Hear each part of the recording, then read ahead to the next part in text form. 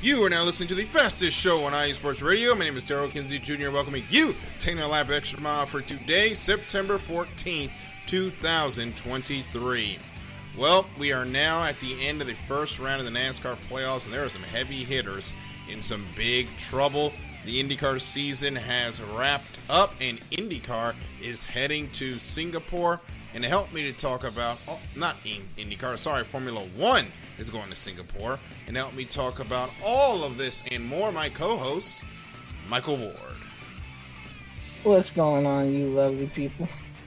I'm doing great. If you are listening live, make sure to get your comments in on the chat. We will talk about those as the show goes on. And thank you so much for joining us. But before we get into more of the festivities, we do need to talk about something very serious, and it does have to do with the date, and more of the date that just passed, as on Monday we had marked the 21st anniversary of the September 11th terrorist attacks. At about 8:43 in the morning in New York City, the first of 4 aircraft, civilian jetliners, crashed into the World Trade Center.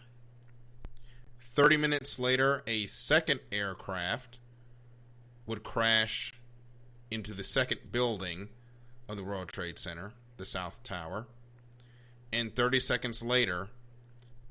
minutes later, another aircraft would crash into the Pentagon in a highly coordinated and sophisticated act of terror.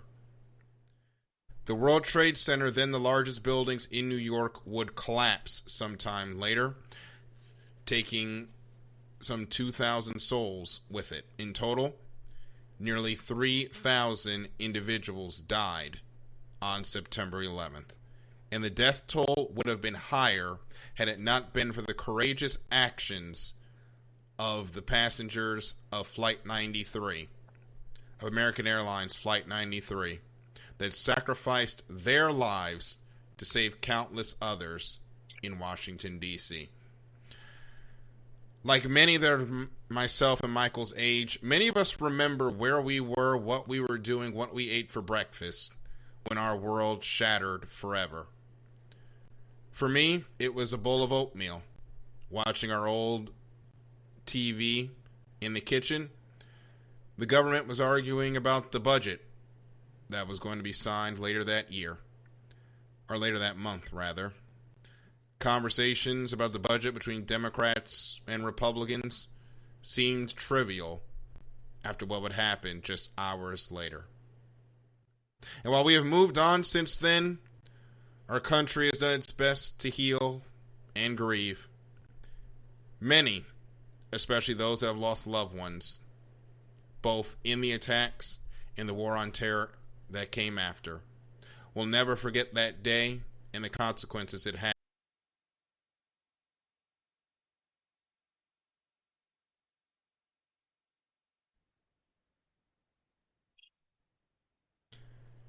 Thank you. And I want to apologize for the ongoing technical difficulties that we are also experiencing here that will hopefully be fixed within the next week or so. Michael, I'll welcome you in again. And the one thing I remember from this weekend was that this ended up being the first time in our lives that really the whole world just shut down, at least in the United States. I have a little 6-lane road out here, Mitchellville Road, that's right outside of my house. I remember getting home about 2 in the afternoon, and it was dead silent outside, like it was the middle of the night. It was very surreal, the aftermath of that day. Yeah, for me, I was at school, man. I think we all were. I was in an English class. Yeah, I was just at school, just going to work, doing some paperwork, and then, my dad comes home, and I'm just like, well, what's going on? And I see smoke from the Pentagon, and I was just like, whoa, what's happening? Oh, you were close enough to see that? From the Pentagon, yeah. Oh, wow. I saw the smoke right from beyond a hill. Well, I didn't know that. See, I remember seeing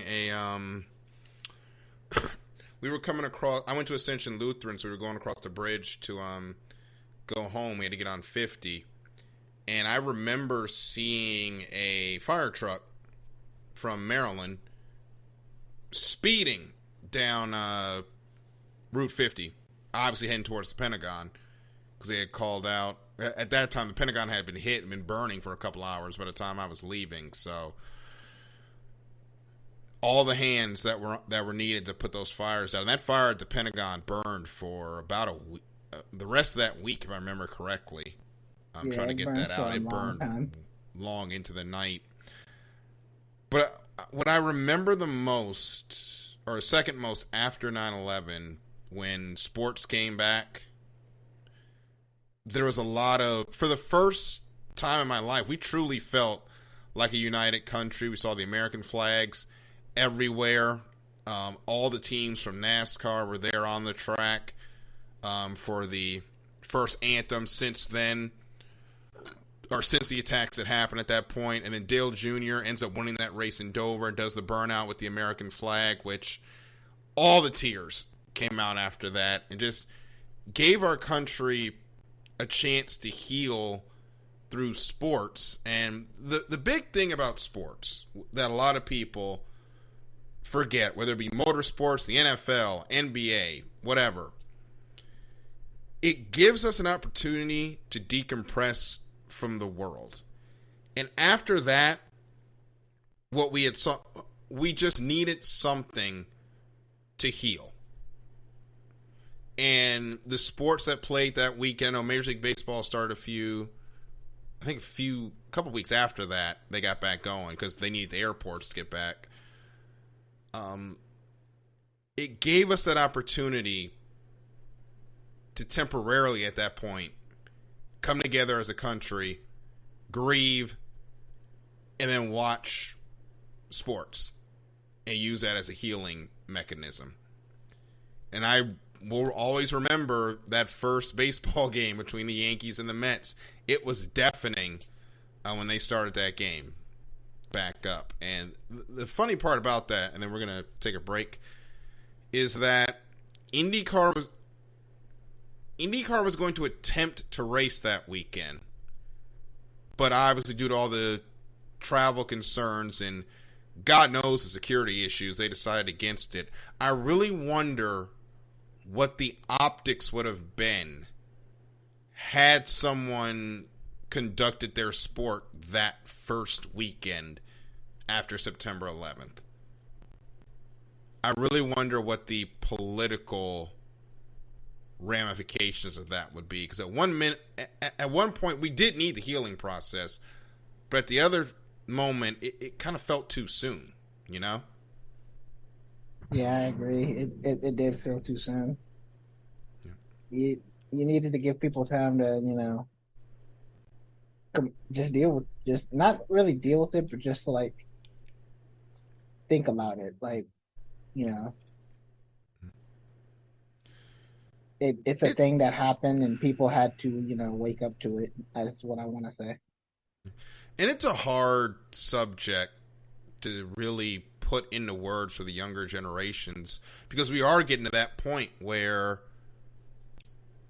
people much younger than us do not remember that day, obviously. And there's a lot more people coming up that do not remember 9/11 even happening. They've obviously heard about it. They've probably seen some mentions in a history book. They did not live that day and those days after. And it's hard to put into words the emotion of everything from 8:43 a.m. to that first night when they're trying to find the survivors out of the ruins of the World Trade Center. It is so hard to put that into words, and I don't think I'll ever be able to find the right words when I eventually have kids to explain just what we felt and what we saw that day. But we are going to take a break, and when we come back, we are going to get into the business of discussing racing, which on anniversaries like this feels trivial, to be honest. But Yeah. it is what we do here, and it is what we will do. When we come back, we're going to discuss what happened at Kansas and get you ready for Bristol. And there are some championship regulars or hopefuls that are in some real trouble. Talk about it on the other side of this break here in the Extra Mile on iSports Radio, your direct feed for all that is sports. Hey yo, what's up? It's your man Bishop, the voice of This Is KC Sports, the show where we go over the Chiefs, the Royals, KC Current, Sporting KC, MU, and oh yeah, if we got time, we'll even throw in some of that KU stuff from my people on the 913 South. Come and hang out with us every Sunday, 2 p.m. Central Standard Time on IE Sports Radio, your direct feed for all that is sports.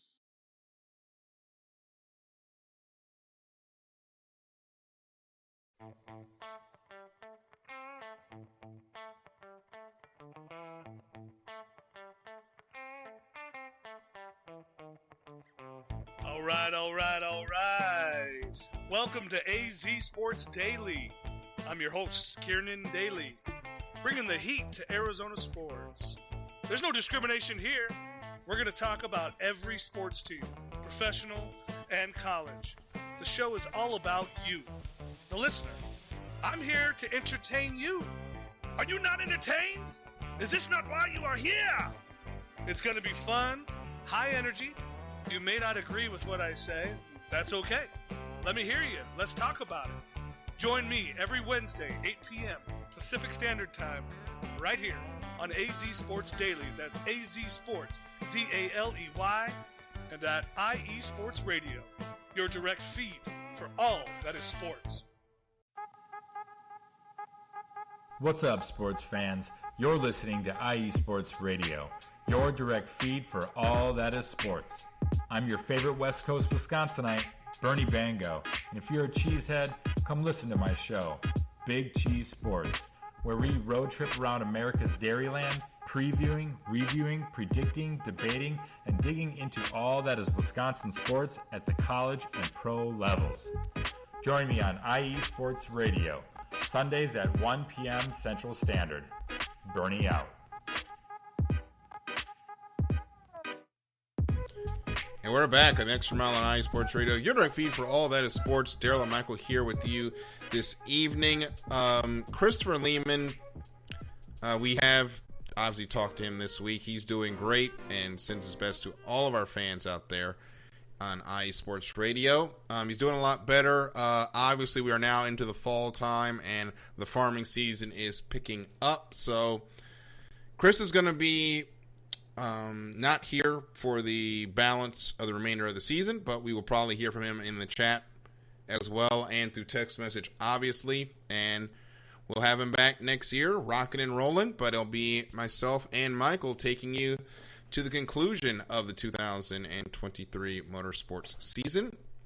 And we're going to continue with that conversation in NASCAR in Kansas with the Hollywood Casino 400. Michael, I'll do the good news and the bad news, and we'll do the good news first. Mm-hmm.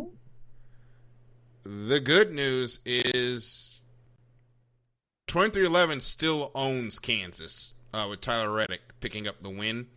He only led 2 laps, though, picking up the win. Kyle Larson led a...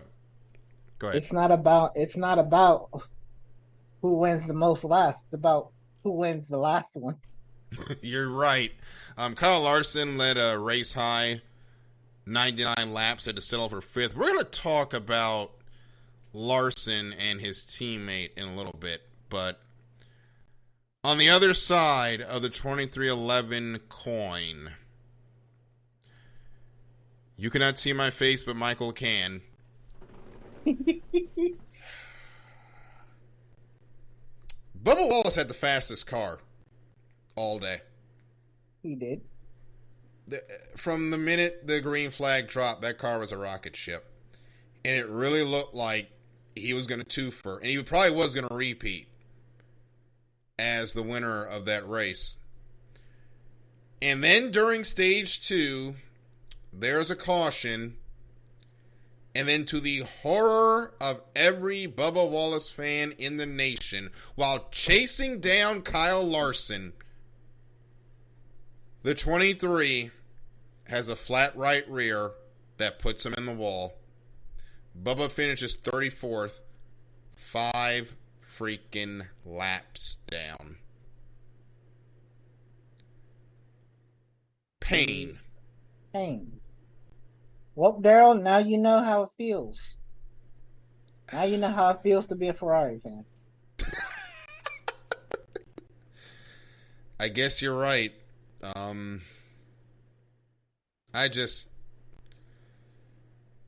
That team is not allowed to have anything go right for them.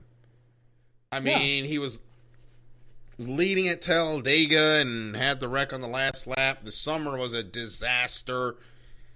You get in the playoffs, you have a great day at Darlington, you come to Kansas, the track that your team owns, the track you own since going to that team. Hadn't finished outside the top 10 since he was driving there with 2311 Racing. And that happens. Just a body blow to your championship hopes. Which, their championship hopes are getting to the next round. Body blow for that. They're 19 points down going into Bristol this week with Martin Truex Jr., who also had a right rear go down 8 laps into the race and finished 36th. Lucky day for those guys. Yeah. I just don't get it. Truex and Wallace join the guys we thought would be down here, Stenhouse and McDowell, in the bottom 4, and they're going to have to race for it. It's going to be 4 drivers for one spot. Realistically, it is 1, 2, 3, 4, 5. It's really 8 drivers for one spot, depending on what happens. The 4 above and the 4 below. And if somebody wins that's outside this top 4, that could bump out Kevin Harvick, who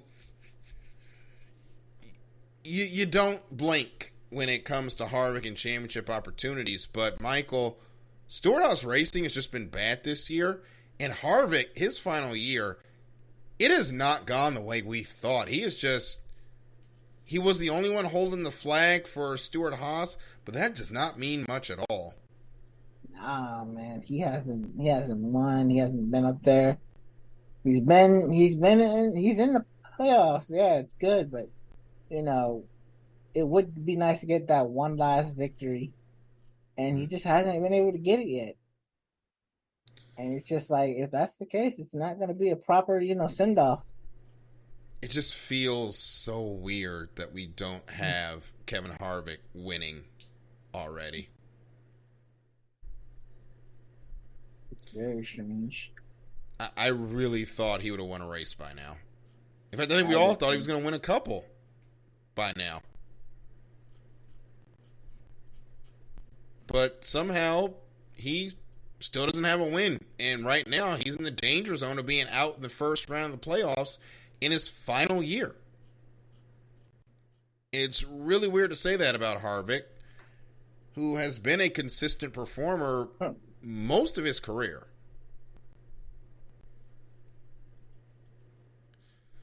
He's been a great performer, but I really don't know what's going on with Stewart-Haas. There, I really don't. Haas in general, the Formula One team, they took the wrong money, and that has just killed them for years. They still haven't recovered from the Rich Energy debacle. I don't know what Stewart-Haas's excuse is. I don't either. I keep trying to give them the excuse of maybe it's Stewart-Haas Racing in general getting into too many projects, but I'm not too sure. Yeah. Well, maybe they need to stop selling secrets or selling stuff to Russia outside of federal embargoes, allegedly. Maybe they actually have more money, but I don't know. It's really sad what's going on with them. Yep.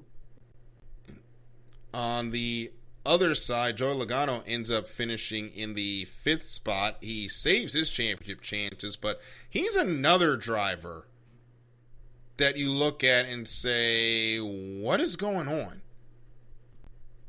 Like, why is he so far down in point? He's 11th. He won our championship last year.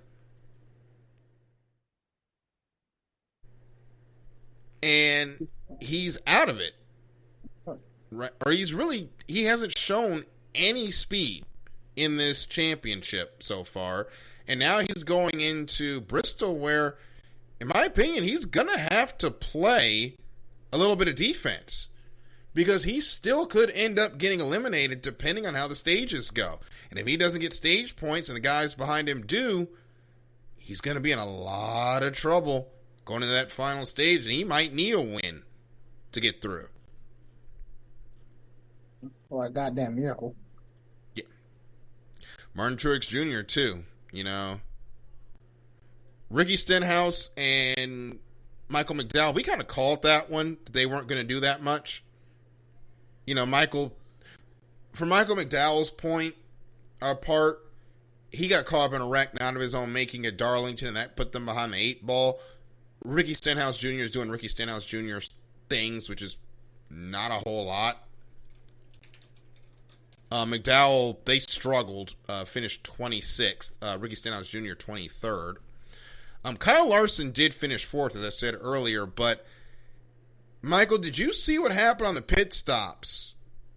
I think it was like the penultimate stop, where Larson got squeezed by Buescher coming out of pit lane, kind of ran into his teammate accidentally, and then Chase Elliott kind of gave him a little hip check.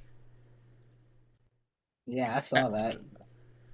What is going on with Chase Elliott? I don't know. I think it's what we talked about last time. I think he might have actually mentally checked out. He's more than mentally checked out at this point. He has not had a good season. Obviously, he missed a month from being injured. But when he came back, he has a chip on his shoulder. You see what he does taking out Hamlin that gets him suspended, and that probably cost him get into the championship more than anything. He throws this little block to Larson for some reason coming out of pit road.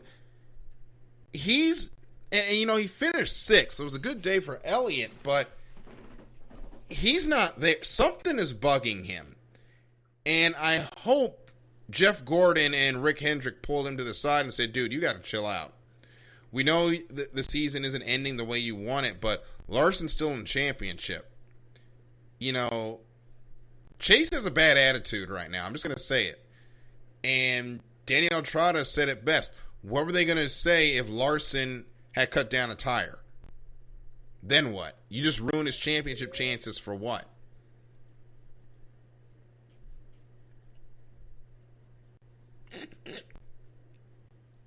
Yeah, I think there's something going on with them. Like you said, there's definitely something going on with them. But on the other side, you look at the top 4, Kyle Larson, Tyler Reddick, they are locked in via Tyler Reddick's win. Tyler, his 2nd of the season. Kyle Larson taking a win earlier this year, or last week at Darlington. Denny Hamlin 3rd, William Byron is 4th.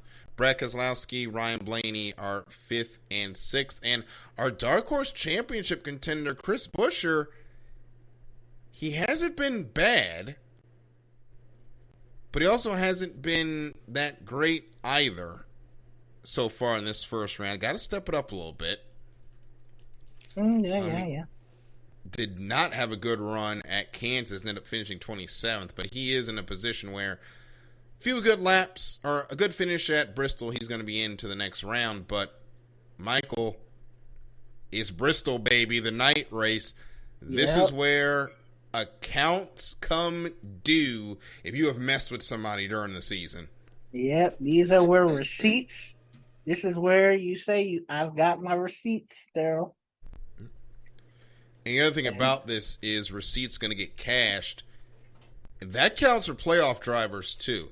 There's an opportunity where somebody that you may have pissed off earlier this season, cost you a chance to go to the round of 12. And we saw what happened last year to Kevin Harvick and Chase Elliott getting into it for the win. Chris Buescher ended up picking up that one.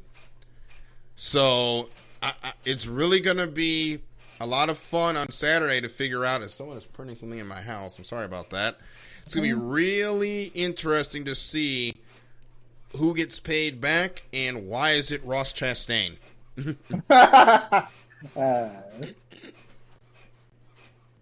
Just saying, if it's going to be somebody to get paid back, it's going to be Ross, because he has definitely stepped on some toes at the beginning of this season. Definitely. So it will be fun. A rare night race on Saturday for Cup now. You can watch that race on NBC for the Bass Pro Shops night race. The only race currently on concrete at Bristol. Could be changing, as the dirt race could be in doubt for earlier in the season. And Bristol might go down to one date, but we don't know because they still haven't put out the schedule for next year. We are almost down to the end of the round one of the playoffs, and we have no idea what our schedule is going to be. So we'll find out. We're going to take a break. When we come back, the IndyCar season is over, and the Formula One Championship is back at Singapore. And also over. Probably. We'll talk about that on the other side of this break here in the Extra Mile iSports Radio, your feed for all that is sports.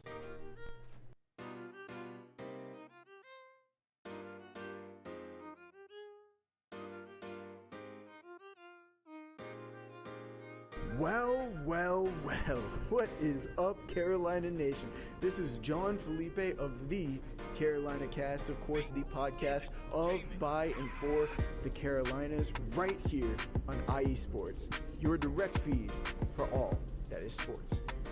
And I'm reminding you to tune in Fridays at 7 p.m. Eastern for the latest in Carolina sports, whether it's the Panthers that keep on pounding, the fly natures of the Hornets, the storming Hurricanes, the battle of the Blues with Duke and UNC, the fight of the Clemson Tigers, or the amazing atmosphere of any Carolina college. I'm talking App State, I'm talking ECU. I've got you covered. Once again, tune in for the Carolina Cast with me, John Felipe, Fridays at 7 p.m. Eastern Standard Time, right here on IE Sports Radio, your direct feed for all that is sports.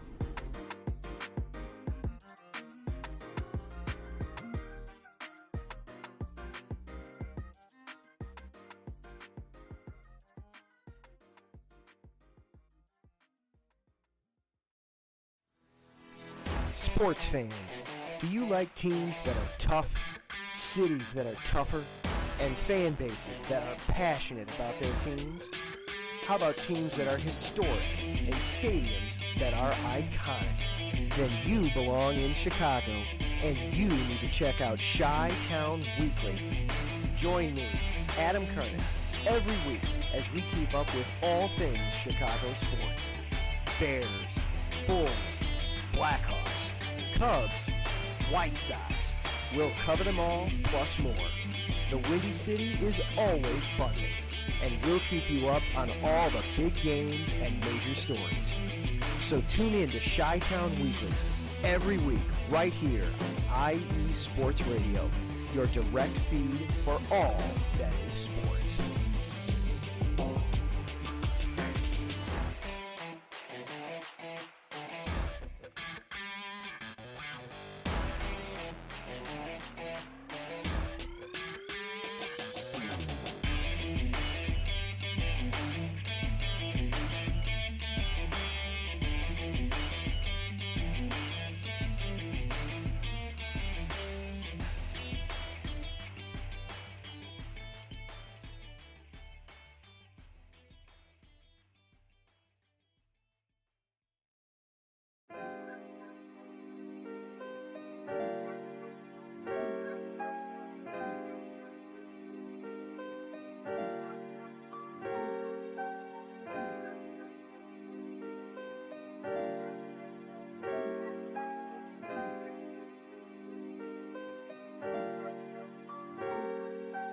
Hello, ladies and gentlemen. My name is Davidson. It's your boy Dentarius Locke. And we are the hosts of Fast Break here on IE Sports Radio, where we discuss everything in the world of basketball from prep to the pros. You guys should definitely check us out, man. Sunday, 8 p.m. Eastern, 5 p.m. Pacific. We got all the basketball information you guys need, so we look forward to you guys listening in. And please do, because we are the best basketball show on this side of the Mississippi. And please do check us out on Twitter at FastBreakISR. D-Lock, where's our time again? 8 p.m. Eastern, 5 p.m. Pacific. That gives you guys plenty of time on a Sunday. Tune in.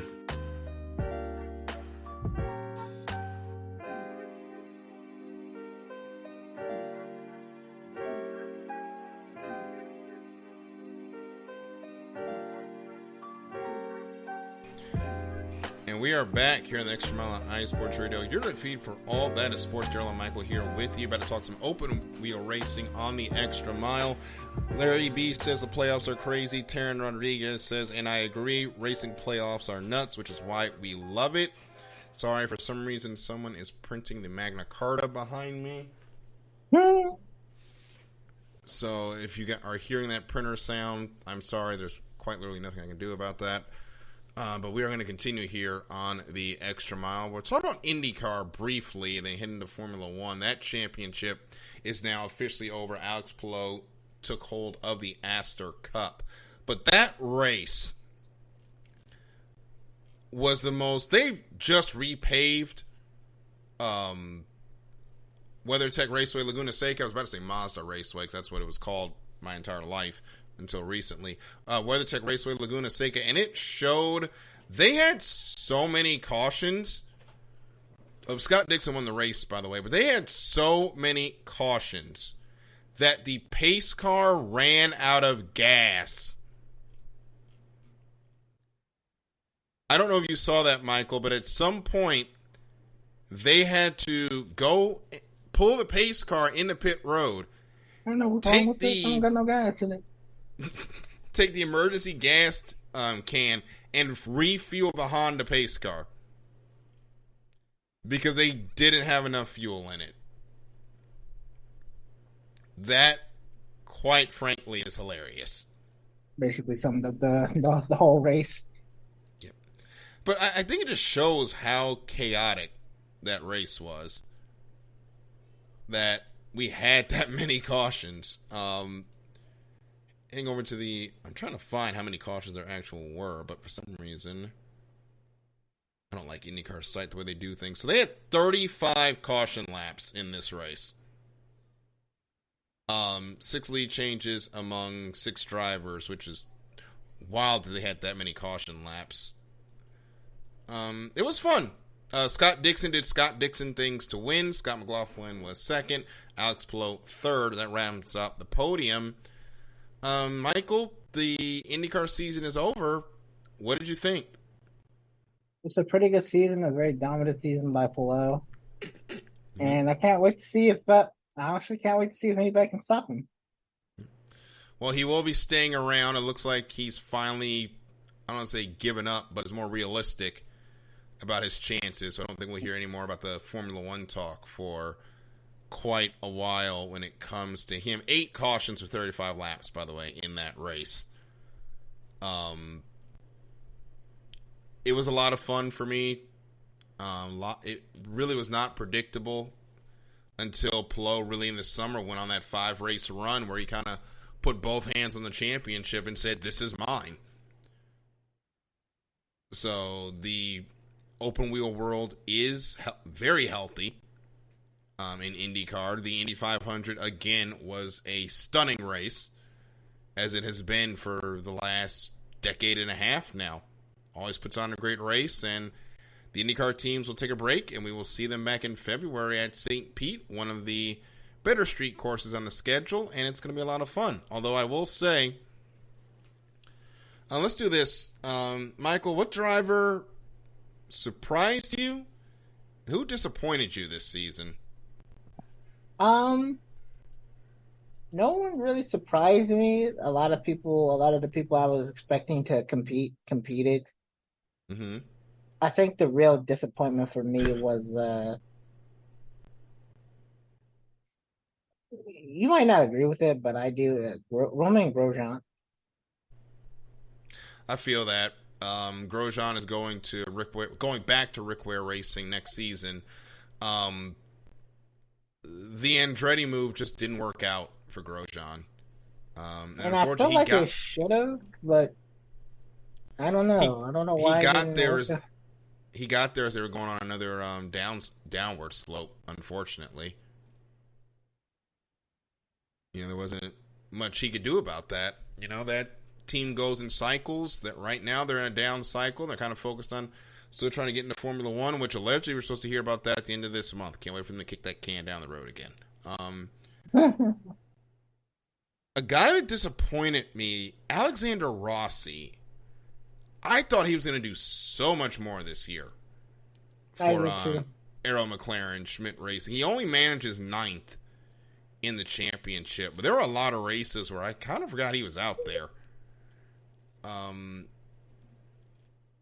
I did too, coincidentally enough. Yeah, I think Pato is the one that surprised me. Funny, his other teammate surprised me. That kid showed that he is fast, and he's also the most Irish-named Mexican man I've ever heard. Or have ever seen, because do not let that last name mistake you. He is Mexican. That is his actual nationality, which I did not know that before. That was a few years ago, though. I know it. Obviously, I know it now. But anyway, I'm digressing. Pato had a chance to win some oval races, and it just didn't come through.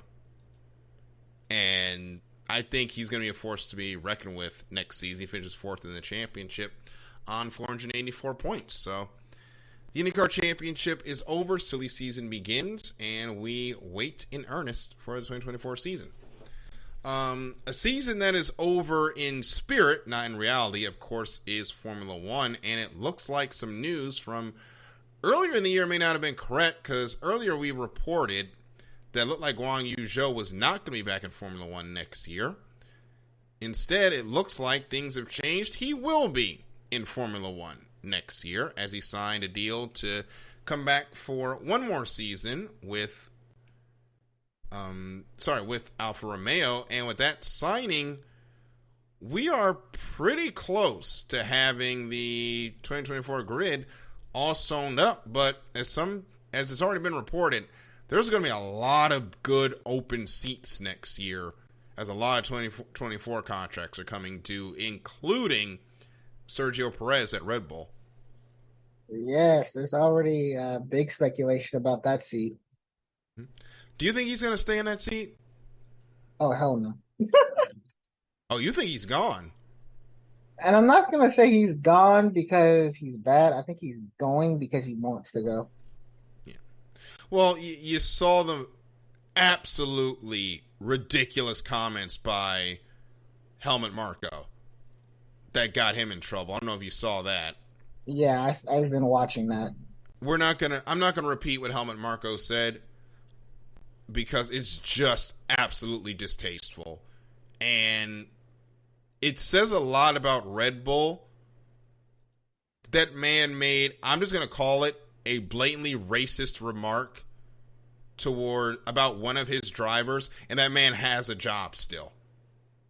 Yeah.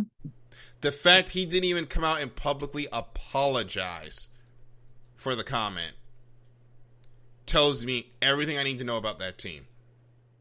That man has ruined so many young drivers' careers. And it's ridiculous. It's sad. And I don't understand why he would say that. I'm going to say it like it is. I think that's just how he feels about Perez in general. Yeah. And you know what? I actually am going to read the comment, because I think it needs to be said. This is the full comment. This is coming from ESPN.co.uk, the UK arm of ESPN. We know that he has problems in qualifying. He has fluctuations in form. Marco told Red Bull-owned Service TV after the Italian Grand Prix. He is South American, and he is just not as completely focused in his head as Max Verstappen is or as Sebastian Vettel. What the hell does that mean? What is that supposed to mean? And the fact that Formula One has not come out and reprimanded him, the fact that he will more than likely be at Singapore spouting more nonsense, because all Helmut Marko says is the most brain dead things ever. I know Chris isn't, I don't know if he's listening or not, but if he's listening to this, we got to tear into the guy because he should not be there. And the really fact shouldn't. that Red Bull Racing is just washing their hands of it and just not commenting,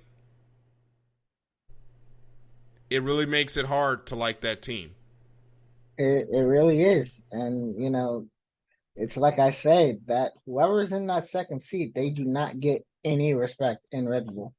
I mean, we knew that. That's just why I can't respect the team. I can't sit here and say I like the team because you can say one thing about Ferrari. At least both their drivers are allowed to race. Look, sometimes Mercedes, to their detriment. See what happened at the end of the Italian Grand Prix. Almost happened at the end of the Italian Grand Prix. that man was turning under braking. You can't. But and Mercedes, they're allowed to race.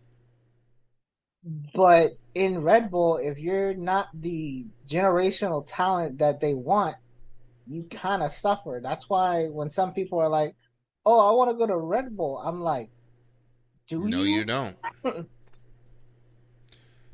We're not going to make this Max Verstappen right now. They don't care about you. Yeah, we're not going to make this a whole beating up Red Bull session, but Marco's got to go. He's got to go. I would like the team a whole lot more if he was gone. Yeah. But let's get into the Singapore Grand Prix. They did change up the third section because there's some mixed-use development construction going on over there, which is going to take a couple of years, so they've had to take out a few of the corners. It's going to make the track a lot faster.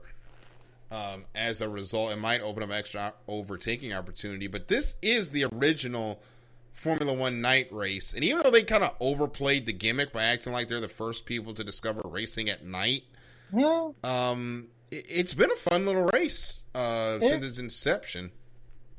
Yeah, this is a really fun racetrack.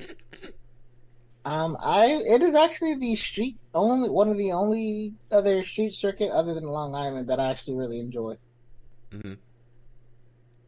Long Island, not Long Island, Long Beach. Yes. There we go. I was so confused. I'm sorry.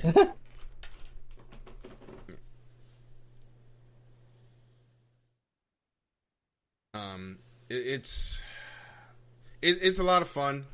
It was the site of many of Ferrari's detonations fighting for the championship. Yeah. I think we remember, what was that, our first or second year on the show where the two Ferraris crashed into each other on the start on wet tires? Yeah. And I saw that the other day, and it still pissed me off about why they chose to squeeze Verstappen as hard as they did. I don't get it. I mean, just let the guy in the middle live to fight another corner. The thing about it is they got a better start than him, so I'm just like, why? They weren't paying attention. They really weren't. And they were two world champions at the time, including Sebastian Vettel and Kimi Räikkönen. So, say that as you will. Even world champions make mistakes. Yep. Just ask Lewis Hamilton in 2021 at Baku. Yeah. Just lighten up all those brakes. But it'll be fun. Obviously, the Felipe Massa dramatics over the 2008 championship are still going on. Whether or not the team knew about it or not, that still doesn't change the fact that y'all failed to release the refueling rig when that caution came out, which is what really cost him the championship. if you really want to talk about it. Not really anything directly related to Spingate. Yeah, but he keeps saying that you know, if that hadn't happened, I wouldn't have had to pit. And I was just like, no, the incident happened way before you picked. What lap did that caution? I'm going to have to look this up really quickly. I might be wrong. It might have happened like after, but I think it happened after, but even still, that could have happened on any pit stop because it's it really Ferrari. could have.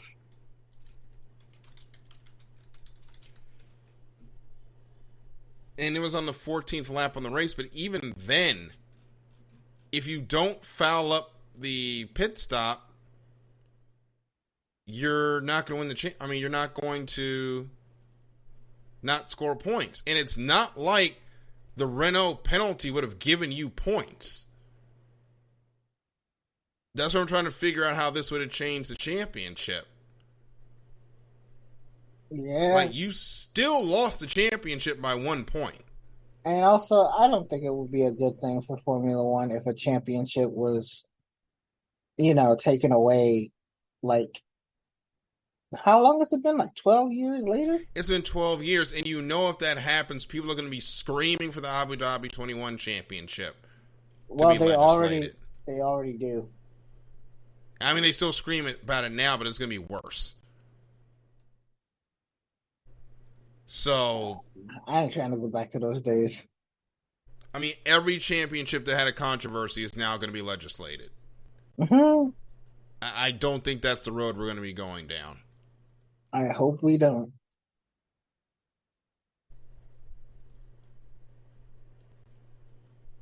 Shit, I don't think Lewis would want to win a championship that way either. No.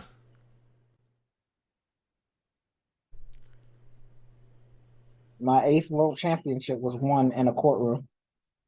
Yeah. Which it should have been won on the track. And yeah. But, the things that happened that day. It just shouldn't. It really just shouldn't be legislated. And it really shouldn't. We'll see how it plays out. But we are heading into the weekend.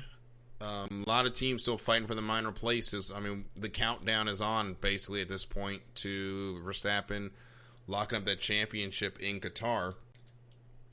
But we'll see what happens. It could be a fun race. Hey, somebody might sneak up there and get them, or something might happen to the car. We'll see what happens on. I think that race is going to be on Sunday. Or is this going to be one of those late Saturday races? It's going to be Sunday, 8 a.m. So never mind. It's going to be an early Sunday race for the Singapore Grand Prix. And another race that happened last weekend, before we go to nearest the win, was, of course, the World Endurance Championship, the 6 hours of Fuji. Michael, did you stay up for that one? Yes, I did. I stayed up for the first 2 hours, and then I do not remember what happened afterwards. I think I just kind of passed out there. It was very late at night. All I gotta say is Toyota got their revenge, all right. Yeah, but they had to fight for that one. Porsche was actually leading that race for quite a long time.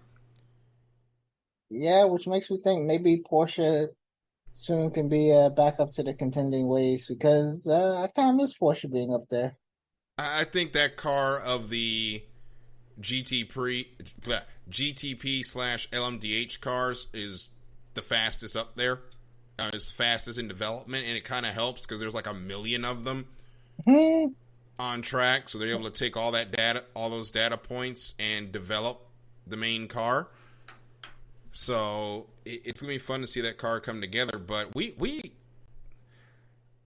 news came out that they are thinking of going to 40 cars in the World Endurance Championship. They are trying to figure out the logistics because there are so many hypercars that are coming now. I don't want to say it's too much of a good thing, but it's kind of too much of a good thing.